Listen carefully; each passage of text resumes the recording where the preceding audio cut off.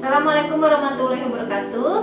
Untuk video pembelajaran kita kali ini, kita sudah masuk ke KD 3.9, yaitu tentang efek pesan dan efek media massa.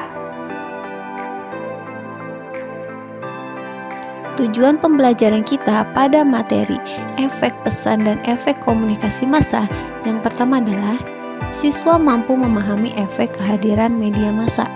Kedua, siswa mampu memahami efek pesan. Dan yang ketiga, siswa mampu mengolah efek pesan dan efek media. Yang pertama, ada efek kehadiran media massa. Di sini dibagi lagi menjadi efek ekonomi. Di sini maksud efek ekonomi adalah kehadiran media massa di tengah kehidupan bisa menumbuhkan berbagai usaha produksi, distribusi, dan konsumsi jasa media massa. Dengan adanya media massa mempermudah orang-orang dalam hal ekonomi. Contohnya, jika kita ingin membuka usaha, kita tidak perlu lagi mengharuskan mempunyai sebuah toko atau tempat. Kita bisa menggunakan sosial media yang kita punya seperti WhatsApp, Instagram, Facebook, dan online shop lainnya. Selanjutnya ada efek kehadiran media massa. Yang kedua, yaitu efek sosial. Efek sosial ini berkaitan dengan perubahan pada struktur atau interaksi sosial sebagai akibat dari kehadiran media massa. Nah, efek sosial di kehadiran media massa ini mempermudah kita berinteraksi dengan orang lain. Dulu kita berinteraksi hanya melalui tatap muka saja. Sekarang kita bisa memanfaatkan media sosial. Dengan adanya media sosial, kita bisa berkomunikasi dengan orang yang jauh. Bahkan kita bisa berteman dengan orang yang berbeda kota, bahkan berbeda negara. Efek kehadiran media massa yang ketiga adalah efek hilangnya perasaan tidak nyaman. Maksudnya, orang menggunakan media untuk memuaskan kebutuhan psikologinya dengan tujuan untuk menghilangkan rasa tidak nyaman. Yang keempat, ada efek menumbuhkan perasaan tertentu. Jadi orang tidak hanya menggunakan media massa untuk memuaskan kebutuhan psikologinya dengan tujuan menghilangkan rasa tidak nyaman, tapi juga dapat menimbulkan perasaan tertentu. Selanjutnya, ada efek pesan. Efek pesan dibagi menjadi 3, yaitu kognitif, afektif, dan behavioral. Efek kognitif ini adalah efek yang timbul akibat informasi yang didapat. Jadi hanya sebatas informasi tanpa adanya tindakan apapun. Misal, saat kita menonton TV atau melihat informasi di media sosial, misalnya ada yang menjual sesuatu atau menawarkan menu makanan terbaru. Efek kognitif adalah kita menjadi tahu adanya hal-hal tersebut. Selanjutnya, efek afektif. Nah, efek afektif ini lebih tinggi daripada kognitif. Jadi di sini kita sudah sampai ke niatnya. Niat untuk melakukan sesuatu tetapi belum tentu dilakukan.